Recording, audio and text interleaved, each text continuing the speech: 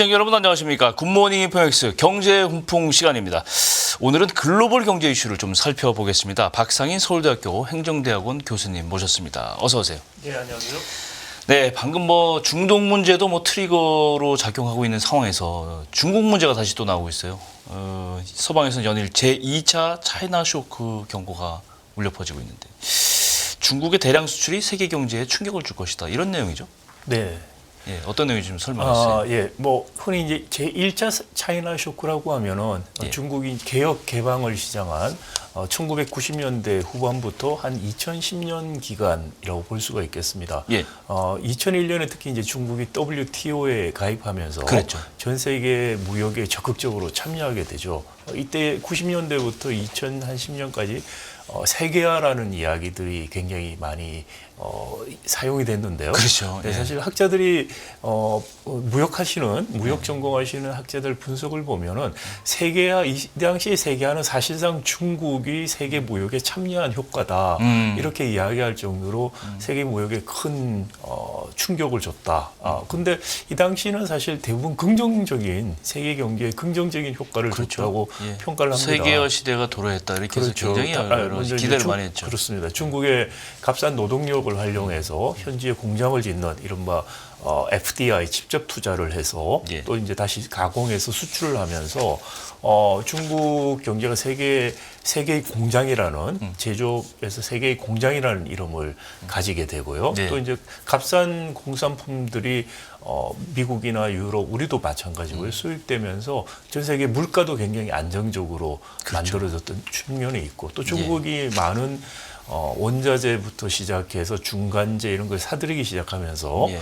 또 수요 측면에서 더 굉장히 긍정적인 효과를 줬어요. 그러니까 그렇죠. 전 세계적인 무역의 볼륨이 커지면서 세계화의 긍정적인 영향들을 물론 중국이 가장 많이 가져갔습니다만은 네. 다른 나라들도 굉장히 큰 그렇죠. 긍정적인 영향을 가져갔습니다. 그런데 이제 2010년 지나면서부터 중국이 계속 성장하니까 네. 이른바 이제 중국에 대한 견제 심리들이 특히 미국이라든지 서방 국가에서 생기기 시작하는 거예요. 그래서 예. 어떻게 보면은 중국이 몇 년 있으면 미국의 경제 규모를 추월한다 이런 추측성 기사들이 계속 나오면서 또 중국이 그동안에 저부가 가치 상품 위주의 생산을 하다가 이른바 첨단 산업들에 대해서 관심을 가지기 시작하죠. 그리고 친환경 산업이라고 불렀던 태양광 패널이라든지 전기차 이런 것들을 아주 대규모 투자를 하고요. 뭐 로봇이라든지 AI 이런 쪽도 네. 투자를 엄청 많이 하면서 미국이라든지 서방 국가들이 거기에 대한 경계심을 굉장히 가지기 시작하는 게 하나 있고요. 예.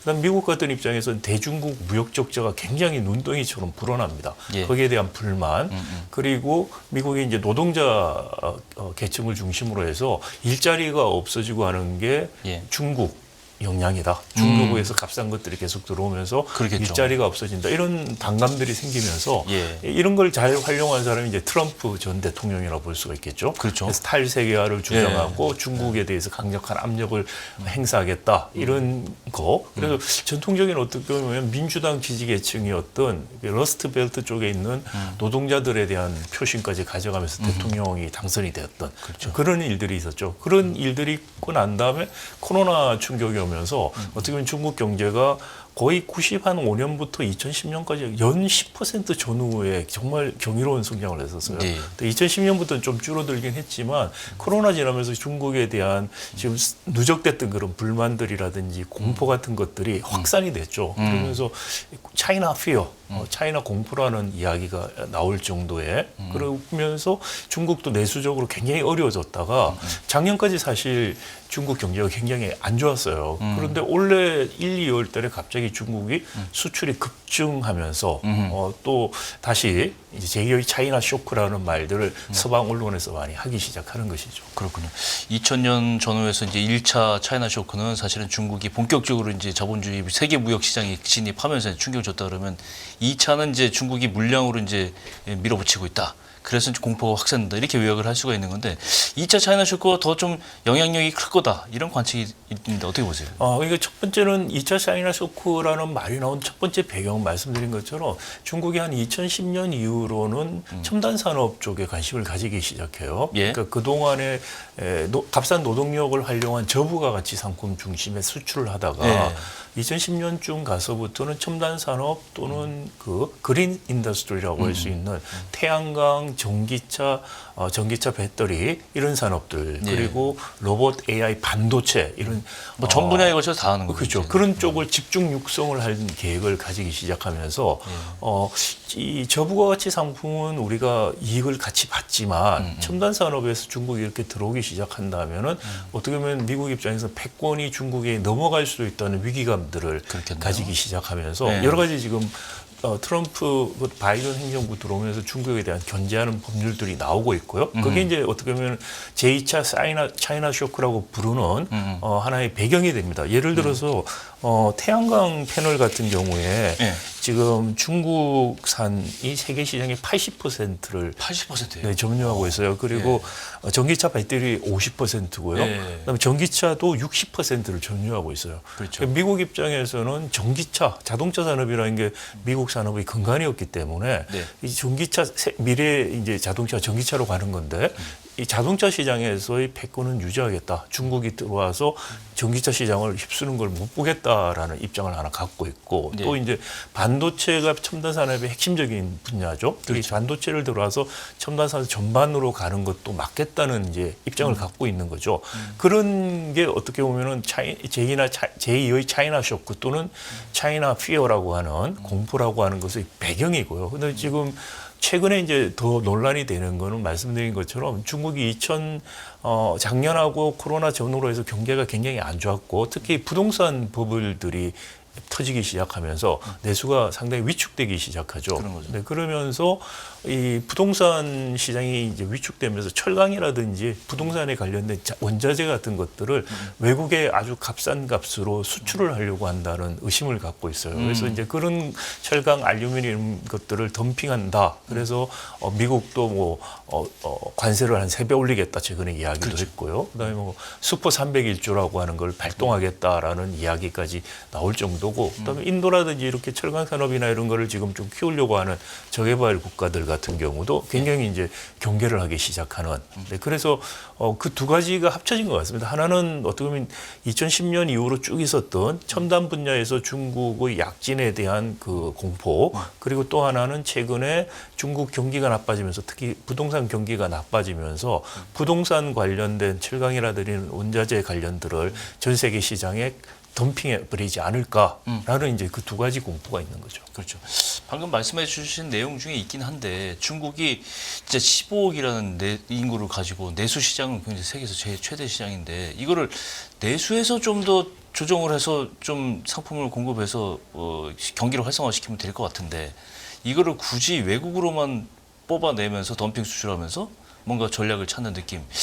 이거는 왜 어떤 기반일까요? 사실 그 중국 경제가 정말 경이로운 성장을 했었어요. 2010년 정도까지. 근데 2010년부터 성장률이 좀 떨어지기 시작합니다. 그건 뭐 경제 발전 단계에서 일어날 수밖에 없는 일이고. 그렇죠. 그리고 특히 2015년쯤 되면은 사실 수출 증가율도 떨어지기 시작해요. 그러니까 GDP 대비해서. GDP 대비해서 수출도 굉장히 급속도로 올라가고 있었는데 떨어지기 시작하면서 중국 경제를 견인했던 한 2015년부터 지금 한 10년 정도, 8년 정도 네. 견인했던 부분이 부동산 부분이에요. 부동산 투자가 정말 전 세계에서 볼 수 없던 수준으로 그렇죠. 증가하면서 사실 내수 중심으로 성장한 거예요. 그 이후에는. 근데 내수라는 게 소비가 아니고 부동산에 대한 투자인데 그게 이제 대부분이 지금 보면 과잉 투자. 그다음 그래서 부동산 지금 경기가 굉장히 나빠지는 효과가 있고 네. 소비 측면에서 보면 중국은 소비 비중이 GDP에서 차지하는 게 굉장히 낮습니다. 지금도 한 40%가 안 돼요. 네. 한 38% 수준이거든요. 예. 근데 미국 같은 경우에 한 70% 넘는 수준이니까 그러면 이제 GDP 구성을 우리가 소비 부분이 있고 기업의 투자 부분이 있고 그죠? 네네. 그다음에 이제 정부 지출이 있고 순수출 이렇게 네 개로 나누는데 소비가 38% 정도밖에 안 돼요. 근데 투자가 한 42%가 돼요. 과잉이네요. 네, 그러니까 우리나라도 투자를 굉장히 많이 하는 나라인데 한 30%가 되고 우리는 소비가 한 50%가 돼요. 근데 우리도 굉장히 소비 수준이 낮은 나라입니다. 미국이나 유럽 같으면 70%가 넘거든요, 보통. 근데 그리고 나서 이제 정부 부분이 한 16% 정도 되고 순수출이 4%밖에 안 돼요, 사실은. GDP에서 차지하는 비중이 수출 수입을 뺀 그 순수출분은 4%예요. 그래서 네. 사실은 이게 수출을 통해서 성장을 계속한다는 거는 사실 그 한계가 있고요. 그래서 중국 관련 학자들이 한 10몇 년 전부터 계속해서 이 소비 부분을 늘려야 된다. 40%는 너무 낮고 과잉 저축을 한다는 말이죠. 한마디로. 내수 활성화를 하자 이거죠. 그렇죠. 과잉 저축을 한 게 부동산으로 들어간 거죠. 그래서 이것을 내수 활성화하는 정책을 쓰라고 계속했는데 그리고 또 코로나 위기 극복할 때도 정부가 재정 지출을 과감하게 늘려라는 조언을 많이 해줬어요. 근데 재정 지출을 과감하게 못 늘렸던 이유 중에 하나가 재정 지출은 사실 지방 정부 성단위에서 많이 하게 되거든요. 그렇죠. 중앙 정부에서 할 수 있는 큰 일종의 국가 단위 사업이라는 게 중국은 많지가 않아요. 그러니까 성단위 투자를 하는데 그게 대부분 부동산 개발 사업이었고 그게 실패를 해서 지방 정부가 지금 GDP 대비 부채가 한 70 몇 % 되는 재정이 안 좋군요. 재정이 안 좋아요. 그러니까 정부 지출을 늘려서 경기 부양을 한 코로나 당시에 서방 국가처럼 할 수가 없었던 거죠. 대신에 이제 중국 정부가 최근에 하고 있는 게 감세를 많이 하고 있어요. 우리처럼 부자 감세를 하는 건 아니고요. 세제 혜택을 통해서 서민들이라도 소비를 진정하겠다. 그렇죠. 서민들하고 중소기업 중심으로 세금을 굉장히 깎아줘서 올해 중국의 전반적으로 올해 성장률을 중국 정부는 5% 이상 될 거라고 예측하고 있고 네. 한국은행이라든지 서방의 기관들은 한 4% 중반을 예측하는데 그렇죠. 대부분 이제 성장 동력이 내수가 좀 진작돼서 나올 것이다. 그러니까 서비스업이라든지 또는 내수 지금 감세 효과 그런 것 때문에 좀 증가할 것이다 이렇게 보고 있습니다. 근데 이런 부분하고 또 서방 언론에서 말하는 제2의 차이나 쇼크라는 게 조금 괴리가 있어요. 그러니까 어떻게 보면은 첨단 산업에서 중국의 약진에 대한 굉장한 경계심, 그리고 이 부동산 부분의 침체에 의한 그 남아도는 원자재들을 덤핑해 버릴까라는 경계심, 그 두 가지인데 사실 두 번째 부분은 한시적인 거예요, 사실. 근데 가지고 있는 근본적인 중국에 대한 경계심은 이른바 첨단 산업에서 중국이 약진하는 거, 이게 경제 패권뿐만이 아니고 네, 정치적인 측면에서도 문제가 있을 수 있다고 생각하는 거죠. 한 문장 안에 여러 가지 뜻이 담겨 있다. 그렇게 생각할 수 있는데 어쨌건 미국 옐런 재무장관도 지난주에 보면 이제 이 차이나 쇼크 논의하기 위해서 중국 방문도 했는데 미국을 포함한 세계 서방 국가들 특히 이 반응, 대응 이게 굉장히 궁금한데 어떤 대응을 좀 할 수 있을까요? 사실 뭐 잘 우리한테도 알려져 있는 것처럼 네. 중국의 말씀드린 그 태양광 패널이라든지 전기차 네. 그리고 반도체 이런 것 때문에 IRA라는 거를 바이든 인플레이션 행정부가 2022년에 만들었죠. 예. 인플레이션 감축 법안인데 거기 내용의 이제 중요한 부분이 전기차하고 전기차 배터리 생산에 대한 규제가 들어가 있어요. 그러니까 그렇죠. 전기차 같은 경우에 이런 거 로컬 소싱이라고 해서 네. 북미, 미국, 캐나다, 멕시코에서 만든 데만 혜택을 주는 그렇지. 보조금 혜택을 주는. 그래서 현대자동차가 상당히 어려울 뻔했는데 예.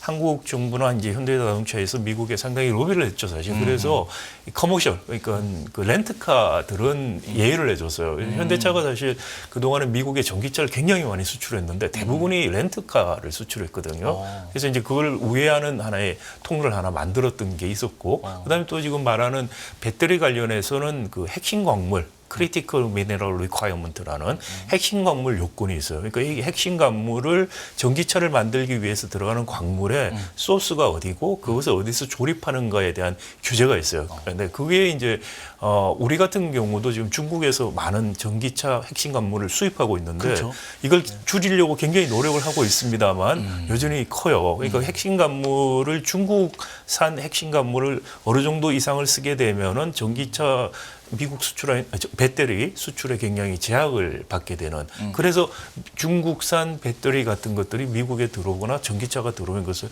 사실상 막는 그런 역할을 하는 거 그게 이제 전기차 배터리 관련된 하나의 중국 공세 전략이라고 볼 수 있고요. 그렇군요. 또 다른 하나가 이제 반도체 관련된 거 칩스 액트라고 해서 네. 우리 이제 삼성전자나 하이닉스 같은 경우에 미국에 공장을 지으면 보조금을 주는 게 하나 있고 그다음에 이제 가드레일이라고 해서 이 첨단 산업의 국가 안보를 이제 명분으로 해서요. 첨단 산업 관련된 것을 중국에 수출하는 것을 미국에서뿐만이 아니고 다른 나라 회사들도 수출하게 되면 그거 제재하겠다라는 거죠. 이 가드레일을 치겠다는 건데 그래서 이제 우리 삼성전자나 하이닉스 굉장히 어려움이 있었던 것이죠. 왜냐하면 삼성이라든지 전자나 하이닉스가 중국에 대규모 공장을 이미 만들었는데 예. 그 공장들을 그 업그레이드하는 게 제한을 받게 돼 있어요. 예. 그러니까 그런 문제. 왜 그런 식으로 해서 반도체 굴기라고 중국이 말하는 거, 막는 거, 배터리 부분 막는 거 이런 것들은 지금 하고 있고요.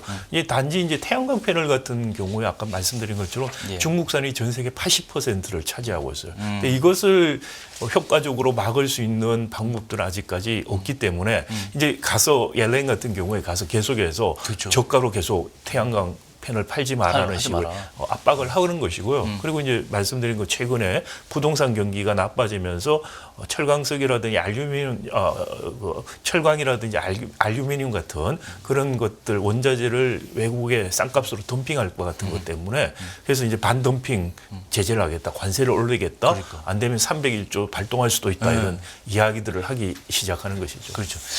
말씀하신 대로 이제 바이든 대통령이 이제 알루미늄하고 철강 뭐 관세를 지금부터 3배 올리겠다 이렇게 했는데 지금 말씀하신 301조까지 발송할 수 있다 이렇게 말씀하셨는데 301조 구체적으로 어떤 내용이에요? 이게 참 최근에 별로 안 듣던 이야기인데요. 과거에 80년대 한참 일본이 그죠. 미국에 이제 무역 적자를 엄청 많이 냈을 때 민국이 이제 정가의 보도처럼 활용한 게 이른바 슈퍼 301조 내에서 한 건데 이건 그 불공정한 무역 행위로 해서 미국의 수출을 늘렸을 때 보복을 하는 수단을 광범위하게 미국 정부가 가질 수 있게 하는 겁니다. 그래서 이걸 발동해서 어떻게 보면 무역 압박을 줘서 미국산 수입을 늘려라부터 해서 무역 적자 폭을 줄이기 위한 광범위한 이제 압력을 행사할 수 있는 것인데 예. 이걸 지금 발동할 수도 있다라는 이야기를 해요. 근데 한편으로는 미국 같은 경우에 중국과의 관계가 너무 나빠지는 것도 원치를 않아요. 그러니까 왜냐하면 첨단 산업 부분들이 중국이 발전하는 걸 어느 정도 막겠다는 확고한 입장도 있지만 다른 한편으로 이렇게 저가 상품군이라고 할 수 있는 부분 이런 데는 지금 수입도 굉장히 아직도 많이 하고 있거든요. 크게 무너진 미국도 안 좋으니까 그렇죠. 그렇죠. 미국도 물가 지금 인상에 대한 그런 압박이 강한데 중국산이 들어오는 게 물가를 낮춰주는 효과가 굉장히 커요, 사실. 그래서 이중적인 관계에 있어요. 그래서 미국의 학자나 서양의 학자들이 중국과 미국 관계를 디터 앤 인게이지, 견제와 관여 이렇게 이야기해요. 그러니까 어떤 부분은 견제하고 양면이 다 있어요. 그렇죠. 어떤 부분은 협력을 해야 된다라는 그 입장을 가지면서 상당히 줄타기들을 하고 있어요. 중국도 어떤 입장에서 미국과 너무 마찰을 받는 것도 원치 않고요. 그렇다고 해서 미국이 막는 것 때문에 자기들이 성장 못하는 것도 원치 않는. 그리고 또 한편으로는 시진핑 정부가 들어와서는 급속하게 이게 알리바바가 대표적인데 금융으로 들어가려고 했고 여러 가지 사업 부분 제조업하려고 하는 걸 다 막았어요. 사실 기본적으로. 그러니까 어떻게 보면 중국이 전형적인 제조업 로봇 같은 것까지 포함해서 이런 쪽은 정부 주도적으로 정부 관리하에서 가는데 콘텐츠 관련해서 부분들은 막기가 어려워요. 국정이나 이런 걸. 근데 그래서 어떻게 보면은 중국의 그 국가주의 또는 그 레짐, 공산당 중심의 레짐에 대한 이해와 산업 발전이 삭중되는 부분이 있어요. 근데 그걸 이제 지금은 레짐을 더 중요시하는 시진핑의 그 정책이 그렇죠. 예. 그런 식으로 가다 보니까 중국에도 상당한 한계가 지금 생기고 있죠. 발전에. 네. 그리고 부동산 문제들을 얼마나 이거를 부채들을 신속하게 없애고 그렇게 구조조정하느냐 이런 문제도 있는데 이 중앙정부하고 성단위 사이에서 커뮤니케이션 문제라든지 협력 문제가 있는데 제가 이제 중국에 아는 분들한테 학자들한테 이야기 드는 걸 보면 과거에는 이제 외부에서 보면 시진핑이 굉장히 강력한 통치를 한다고 보이는데 코로나를 지나면서 중앙 정부가 지방 정부에 대한 통제력이 굉장히 느슨해졌다는 거예요. 그래서 오히려 과거처럼 중앙정부가 지방정부한테 이렇게 저렇게 해서 끌고 가는 게 매우 어려워졌다 이런 이야기를 해요. 이제 부동산 관련 정책도 마찬가지죠. 그래서 이런 부분들도 어떤 식으로 내부적으로 중국이 잘 조정해 나갈 수 있느냐라는 게 굉장히 사실 중요한 문제예요. 그래서 중국도 중국 입장에서 보면 외부적으로도 굉장히 지금 위기 상황이고 내부적으로도 굉장히 어려운 문제들을 갖고 있기 때문에 중국 경제가 앞으로 어떤 식으로 잘 조정해 나갈 수 있을지, 한국 경제에 미치는 영향, 세계 경제에 미치는 영향, 미국 경제에 미치는 영향이 굉장히 크기 때문에 이건 뭐 다들 주시하고 있는 부분들이다 이렇게 말씀드릴 수 있겠습니다. 오늘 주제가 이제 2차 차이나 쇼크, 이게 쉽게 얘기하면 중국의 과잉 생산을 통한 뭐 해외를 통한 덤핑 판매에 대한 우려. 이건데 이제 미국은 미국이고 우리 업계에 미칠 영향, 이거 마지막으로 좀 정리해 주세요. 이 2차 차이나 쇼크라든지 덤핑이라는 게 제가 보기엔 약간 서양에서의 프레임이에요. 그러니까 지나치게 과장을 해서 프레임을 걸어서 중국을 좀 공격하는 내지는 협상력을 높이는 전략이기 때문에 저희가 그게 너무 너무 동조를 하거나 거기 저기 객관적인 그 분석을 하지 않고 같이 이렇게 휩쓸리는 건 매우 바람직하지 않다는 생각이 들고요. 예. 우리 같은 경우에 중국이 굉장히 중요한 경제 파트너죠. 네. 지금도 예를 들어서 자료를 제가 찾아보니까 한국의 수출을 22년 기준으로 예. 한국 수출 27%가 중국에 갑니다. 미국은 16%예요. 이 국가인데. 예. 그리고 수입은 또 반도체 같은 경우에는 특히 수출의 55%를 중국에 팔고 있고 예. 미국은 7%입니다. 그러니까 굉장히 우리 중요한 수출 파트너죠. 하는 국가고 그다음에 수입도 굉장히 의존도가 커요. 중간재 수입의 28%가 중국으로부터 오고 있고요. 특히 이제 석유화학 같은 경우 36%입니다. 그러니까 중국 경제가 급속히 나빠지는 건 우리한테도 좋은 일이 절대로 아니에요. 그리고 또 한편은 한미 관계에 있어가지고 아까 반도체라든지 배터리 같은 그런 부분에서 중국과 한국과의 교역에 일정한 단절들이 생기는 부분들이 생겨요. 근데 또 한편으로는 우리가 이제 한미 FTA도 있고 이런 조건들이 있기 때문에 네. 중국 입장에서도 미국의 이런 견제 이런 것을 돌파하는 수단으로 한국을 좀 활용하고 싶어하는 측면도 있어요. 예를 들어서 공장을 한국에 짓는다든지 그렇죠. 이번에 알리 같은 경우에 지금 한국에 들어와서 굉장히 큰 충격을 주고 있는데 예. 근데 알리 같은 경우도 물류를 한국에 지어서 막바로 중국에서 지금 유럽이나 이렇게 가는 게 쉽지 않으니까 한국을 통해서 가는 거를 또 생각하는 그런 것도 있고 배터리도 마찬가지예요. 전기차 배터리 같은 경우에도 한국의 FTA를 갖고 있기 때문에 여기서 만드는 거에 대한 일종의 특혜가 있어요. 지역적인. 네. 그런 걸 좀 활용하고 싶어 하는 것들이 있기 때문에 사실 정말 경제 외교력이 정말 중요한 시점이다. 지금 여러 가지 국제적인 환경을 우리가 받아들일 수밖에 없는 것도 있지만 그걸 잘 활용해서 우리가 실리를 찾고 한미 한중 간에 있어가지고 그런 교육 관계를 활용해서 우리 앞으로 한국 경제가 성장할 수 있는 동력을 확보할 수 있는 기회가 될 수도 있다. 상당한 위기지만 기회도 있다는 말씀을 드리고 싶습니다. 네, 이렇게 해서 오늘 경제용품 박상인 교수님과 함께 차이나 쇼크 얘기를 해봤습니다. 오늘 말씀 고맙습니다. 네, 감사합니다.